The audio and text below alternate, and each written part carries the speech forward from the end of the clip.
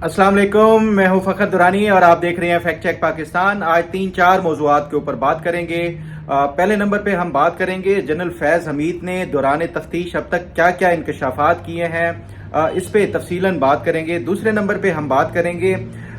Justice Javed Iqbal जो कि साबिक चेयरमैन नैब हैं, उनके खिलाफ भी क्या घेरा तंग किया जा रहा है। उनसे प्रोटोकॉल और बाकी जो सिक्योरिटी थी वो वापस ले ली गई है, उसकी क्या वजूहात हैं, इस पे भी तफसीलन गुफ्तगू करेंगे। तीसरे नंबर पे बात करेंगे पीटीआई की तरफ से, इमरान खान की तरफ से जो तरनोल जलसे के लिए कॉल दी गई थी। खैबर पख्तूनख्वा हुकूमत के वसाइल उसमें झोंके जा रहे हैं जलसे के हवाले से, जबकि दूसरी तरफ खैबर पख्तूनख्वा में मानसून बारिशों की वजह से तबाही है। हुकूमत का सारा तर जो फोकस है वो सिर्फ जलसे के ऊपर है, इस पे भी तफसीलन गुफ्तगू करेंगे। और चौथे नंबर पे हम बात करेंगे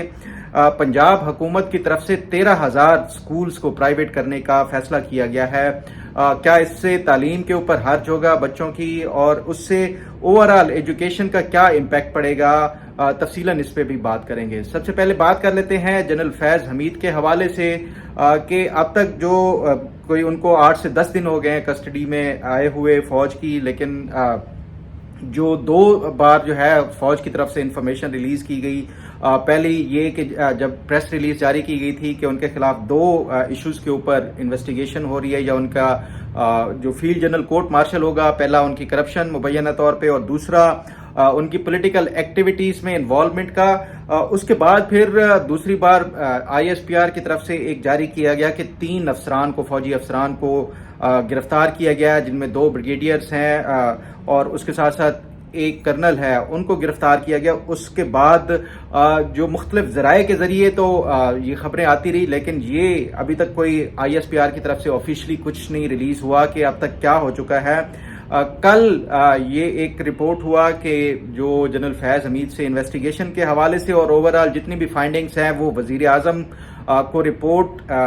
पेश कर दी गई है। और इस हवाले से जो मेरी इतलात हैं, बल्कि कल मेरे जो कलीग हैं एजाज सैयद साहब, उन्होंने भी इस हवाले से कुछ बताया है कि जनरल फैज़ हमीद की जो गिरफ्तारी है दरअसल वो कैसे हुई है, और एक टेलीफोन का, चाइनीज टेलीफोन का क्या किरदार रहा है कि किस तरह जो डिप्टी सुप्रिटेंडेंट थे जेल के मोहम्मद अकरम और जनरल फैज़ हमीद, इन दोनों के पास एक ही तरह के चाइनीज फोन थे जिस पे ये राब्ते में थे, और आगे इमरान खान के साथ तमाम तर जो पैगाम रसानी की जाती थी, और यही टेलीफोन की वजह से ये पकड़े गए थे।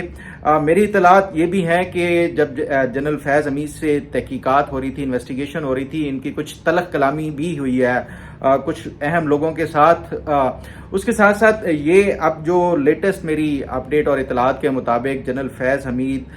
जो तमाम तर एविडेंसेस इनको इन्वेस्टिगेशन के दौरान पेश किए गए, उसके मुताबिक जनरल फैज़ हमीद ने काफ़ी सारी चीज़ें ये कन्फेस की हैं कि इमरान कुछ जो है उनमें से इमरान खान के कहने के ऊपर की गई हैं, और कुछ चीज़ें ऐसी हैं जो कि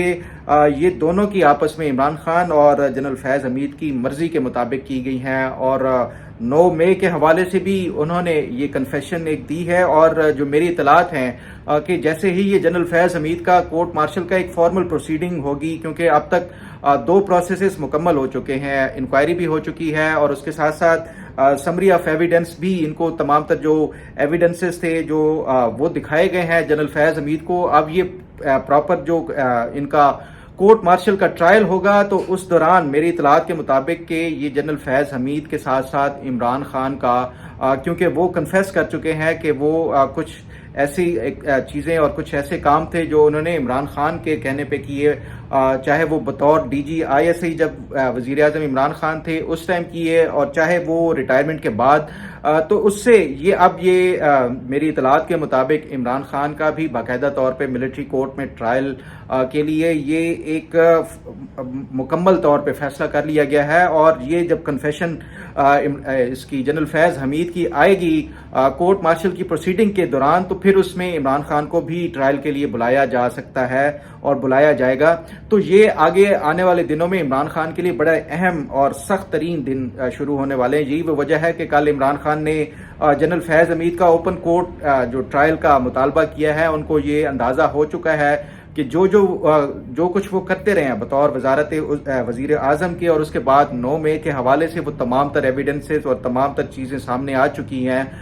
اسی وجہ سے عمران خان یہ چاہتے ہیں کہ جنرل فیض حمید کا اوپن ٹرائل ہو. حالانکہ جو ملٹری کے حوالے سے یہ جو فیلڈ جنرل کورٹ مارشل ہوتا ہے وہ اوپن ٹرائل نہیں ہوتا. ہاں، سویلینز کے حوالے سے یہ کہا جا سکتا ہے، اور یہی کل ISPR کی طرف سے جو ذرائع تھے انہوں نے یہ میڈیا کے اوپر خبر بھی جاری کی کہ جنرل فیض حمید کا تو کورٹ مارشل اوپن نہیں ہو سکتا، لیکن عمران خان کا جو ہے وہ اگر چاہیں گے تو ان کا اوپن ہو جائے گا ٹرائل. تو آنے والے دنوں میں اب یہ عمران خان کے لیے بڑے مشکل دن، اور اس کے ساتھ ساتھ جنرل فیض حمید کی کنفیشن، عمران خان کے کہنے کے اوپر کیا کچھ انہوں نے نہیں کیا. تو یہ اس کے اوپر مزید بھی جو اپڈیٹ اور پیش رفت ہوگی وہ آپ کے ساتھ ضرور شیئر کرتا رہوں گا. اب بات کر لیتے ہیں جسٹس جاوید اقبال جو چیئرمین نیب تھے، وہ بھی ایک جو عمران خان کا ایک نیٹ ورک تھا، جنرل فیض حمید کا نیٹ ورک تھا، اس کے ایک اہم رکن کے طور کے اوپر وہ آپریٹ کرتے تھے اس پورے جو تھا دور حکومت عمران خان کا. چاہے وہ گرفتاریاں ہوں عمران خان کے مخالفین کی، سیاسی جماعتوں کی ہوں، میڈیا سے لوگ ہوں، کچھ جتنے بھی تھے وہ جنرل جسٹس جاوید اقبال تمام تر اس میں عمران خان کے ساتھ اور جنرل فیض حمید کے ساتھ سیم پیج کے اوپر تھے. دراصل جو طیبہ گل والا واقعہ تھا، جو ان کی مبینہ طور پہ ایک ویڈیو آئی تھی، ایک نازیبہ ویڈیو جسٹس جاوید اقبال کی، اس کے بعد تو عمران خان نے جسٹس جاوید اقبال کو بڑے خوب استعمال بھی کیا تھا اپنے جو مخالفین تھے ان کو گرفتار کرنے کے حوالے سے. انکوائری تو کیا، کمپلینٹ ابھی ویریفیکیشن بھی نہیں ہوتی تھی، اس سٹیج کے اوپر بھی عمران خان نے مخالفین کو جسٹس جاوید اقبال کے ذریعے گرفتار کروایا، نیب کے ذریعے گرفتار کرایا.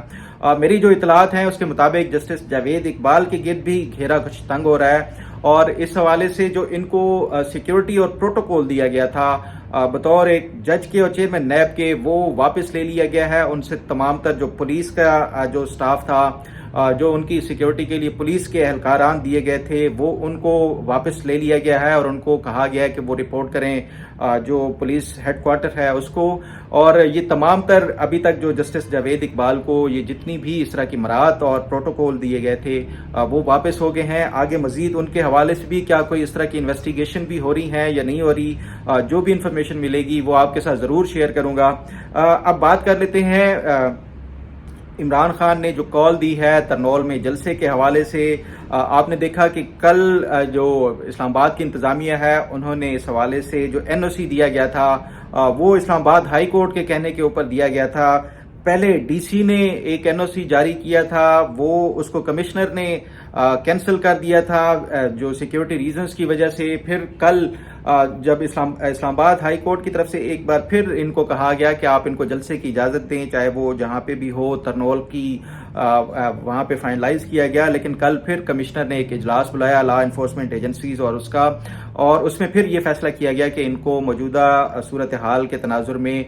یہ بالکل اجازت نہیں دی جا سکتی. لیکن اس کے بعد آپ نے دیکھا کہ PTI اور اس کے ساتھ ساتھ جو خیبر پختونخوا حکومت کی طرف سے ہوں،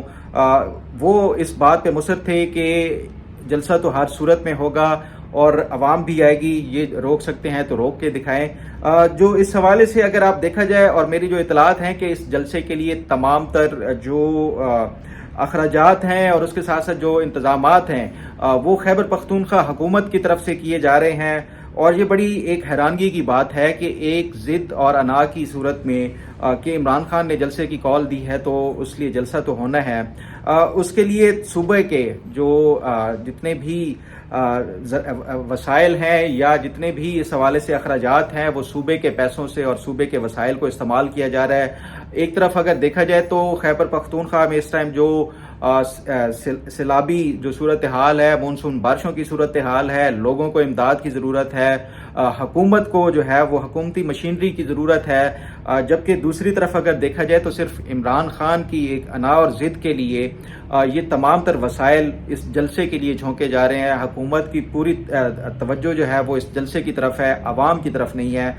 میں پہلے بھی اس حوالے سے بتا چکا ہوں کہ عوام وہاں پہ جو خیبر پختونخوا میں اس ٹائم حکومت کی پرفارمنس ہے اور اوورال جو عوام کے لیے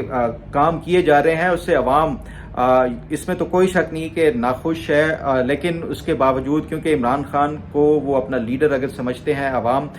تو اسی بنیاد کے اوپر وہ اس حکومت کو کچھ عرصہ اور کچھ ٹائم دے رہے ہیں، لیکن یہ ہنی مون پیریڈ زیادہ عرصہ نہیں رہے گا اگر یہ پی ٹی آئی کے جو حکومت ہے وہاں پہ عوام کو اگنور کر کے صرف اور صرف عمران خان کی جو